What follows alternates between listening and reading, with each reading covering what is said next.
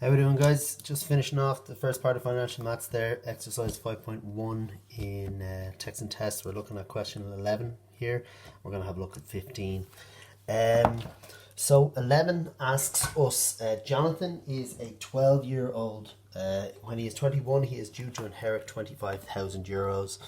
What is the present value of his inheritance, assuming a discount rate of 4.5%? So a present value is asking this question here. 25,000 euros in 9 years' time is equivalent to having how much money right now? Okay, so we're assuming the discount rate there is equivalent to our interest rate. So an interest rate of 4.2%, and it took 9 years for him to age from 12 to 21. So how much would you have to put in the bank today to have 25,000 euros in that time? So 25,000 is what we want our future value to be.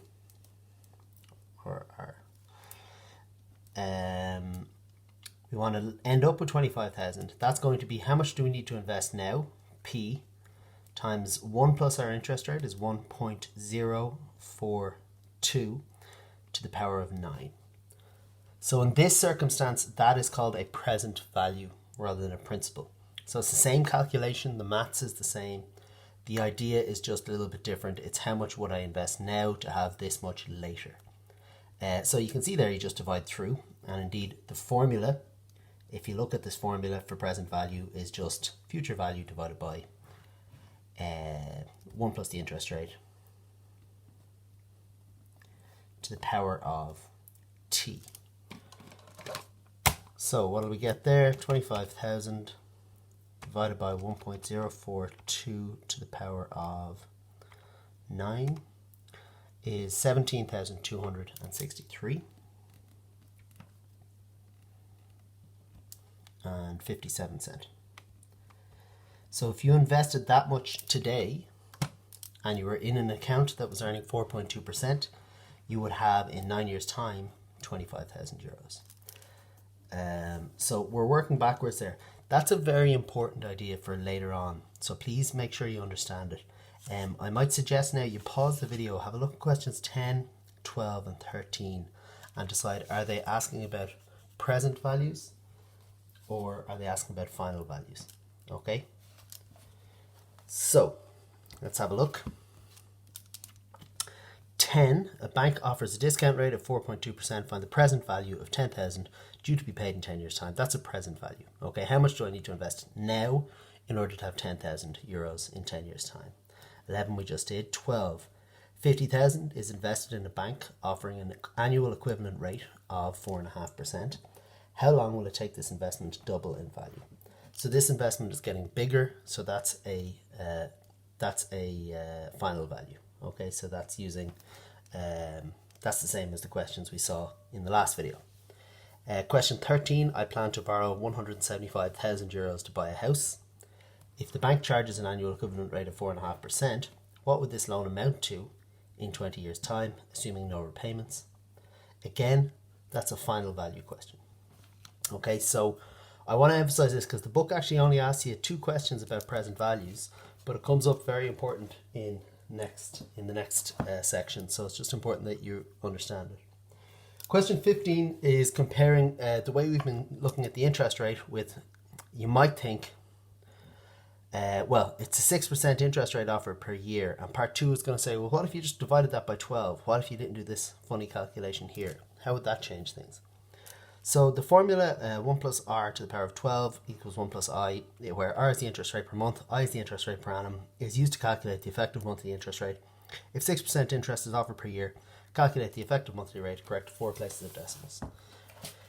So here's our formula. That's the monthly rate, that's the yearly rate. If you compound 1 plus the monthly rate 12 times, you should end up with the yearly rate. So 1 plus r to the power of 12 should give us 1 plus our yearly rate of 6%. Moving that 12 over, you get 1 plus r equals 1.06 to the power of 1/12. And then r is 1.06 to the power of 1/12 minus 1. 1.06 to the power of 1/12 is that.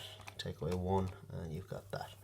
So that is 0.00486755. And they've asked to 4 places of decimal, 0049. Now, the second part of the question says, if you were to take R and divide it by 12, you get a different interest rate. And you would, 6% divided by 12 gives half a percent, 0.005. So compared to 0.0049, it's pretty close. If I was to invest 10,000 euros, what would the difference be if I was to invest 10,000 euros at for 3 years at 6% per annum? Now, so using our approach, it'd be 1 plus the interest rate, 1.0049 to the power of 36 months, 3 years. Using the approach suggested in part 2, it'd be 10,000 multiplied by 1.005 to the power of 36, again 3 years. So what's the difference? Well, 10,000 times 1.049 to the power of 36. Oh, what have I done there?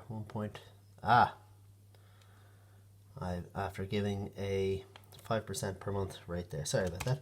10,000 multiplied by 1.0049 to the power of 36 is going to give 11,924 euros.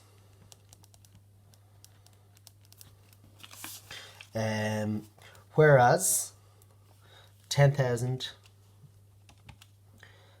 times 1.005 to the power of 36 will give 11,966 euros.